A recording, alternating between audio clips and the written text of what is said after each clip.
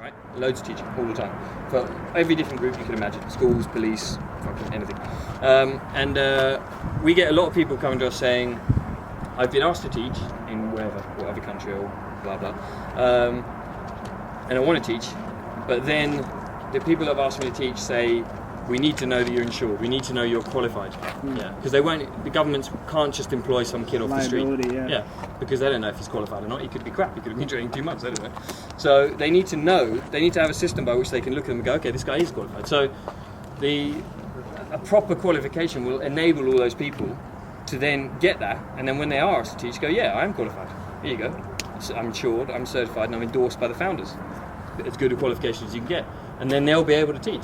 So it's really to help the community. We think that's why we're doing it. We don't actually need it because we do masses of teaching. We've already cracked the mainstream. The government are behind us, or England, all this stuff. It's already huge in the UK. It's going to be even bigger. So we don't need it, but the community definitely does need it because it needs to be recognised. It won't be recognised unless you have your own certification standards and program. A case in point is back in the UK at the moment. We're lucky we've got this all sort of going on because it's going to. The British Gymnastics Association are trying to steal parkour now. They see it's so popular, and so many guys are going indoors and training in their own way. Gymnastics is pretty dead in the UK, and they want to steal it by creating their own freestyle gymnastics certification, which includes parkour activities. So only gymnastics instructors can teach it. Yeah. So if we don't create something, that will be created, and the government will go, okay, I want someone to teach parkour, there's a qualification, okay. So you'll then have gymnastics guys teaching parkour who don't know anything about parkour. Okay. So we need to create this in order for the government to go, okay, there is a parkour qualification, and these guys are qualified to do it. And so that's why we're doing it, and I think the guys who are doing it are the right guys to do it, because they're the guys that started the whole thing. Jan, Hanota, Chow, they were there at the start. Laurent, all that lot, they've been teaching for over 10 years already in France. Stefan, Thomas, Seb, Kazuma, these are all second generation guys, Johan. They've been training 11 years, minimum, between 11 and 20 years. So there's no one, I think, more qualified to deliver a certification on the discipline than those guys. And they're the ones that have created ADAPT. They put all their knowledge and requirements into it, and they will be the ones that assess people for it. So if you've got this, in our opinion, then it means you're endorsed by those guys, and for me that's pretty good. It's pretty hard, but it's pretty fucking hard.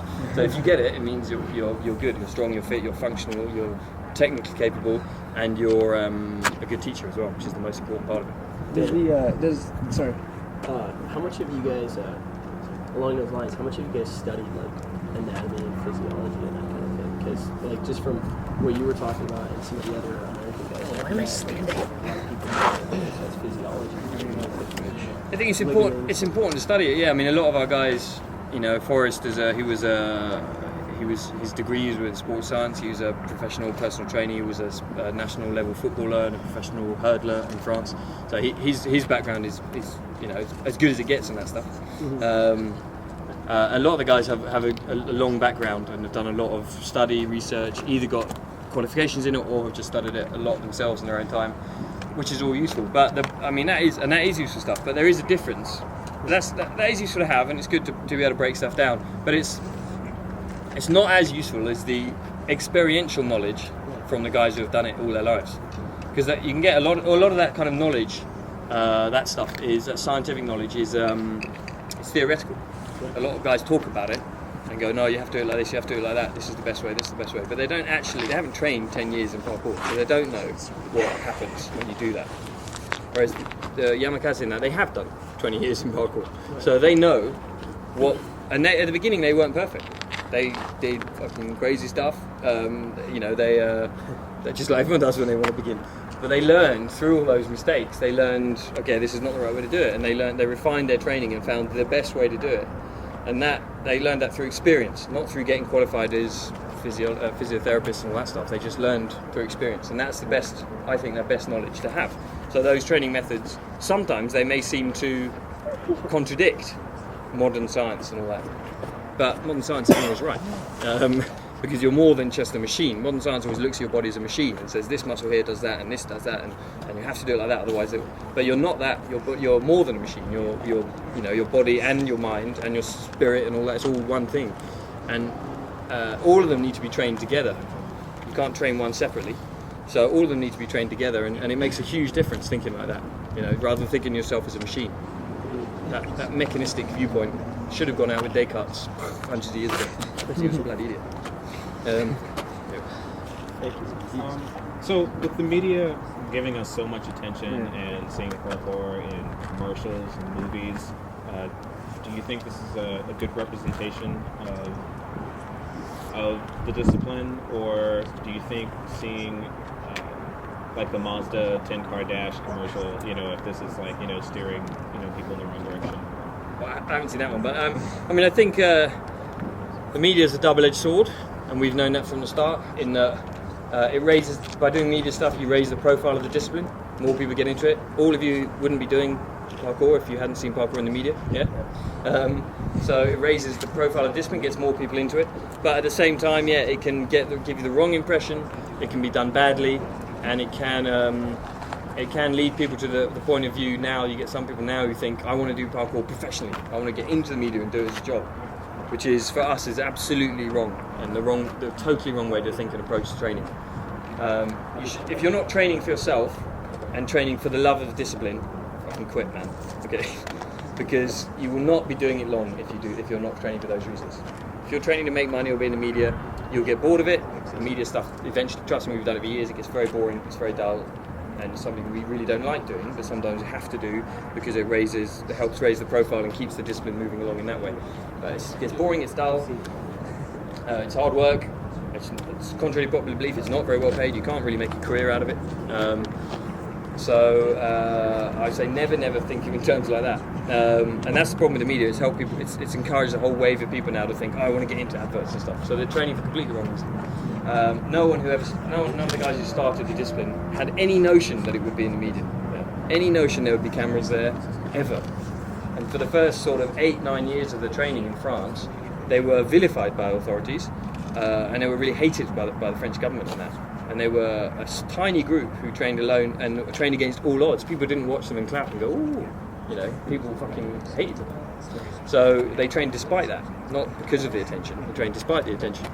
There was negative attention. That was good. They were training for the right reasons.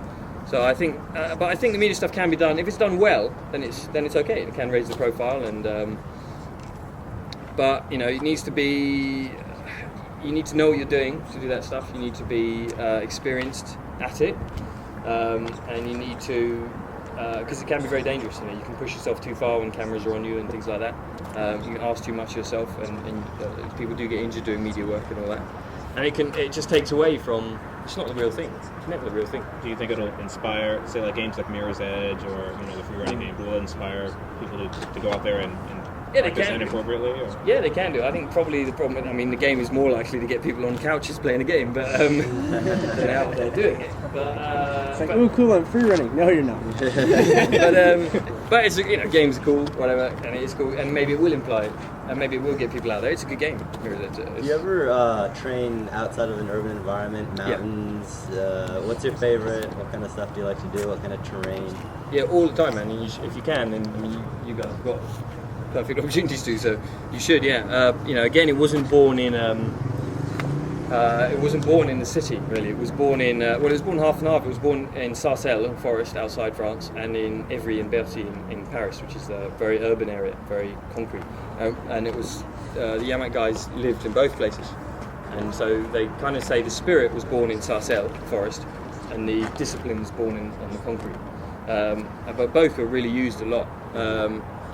And that sort of natural terrain training is really good for you.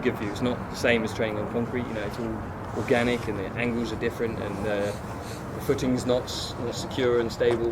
So it makes your body work in a very hard, non-linear way, and that's really cool. Yeah, you can train in forests. Is it a forest or is it a mountain type of? Sarcelles is a big forest. It's a forest. Yeah. We just released as part of the YouTube Live thing. Actually, we just released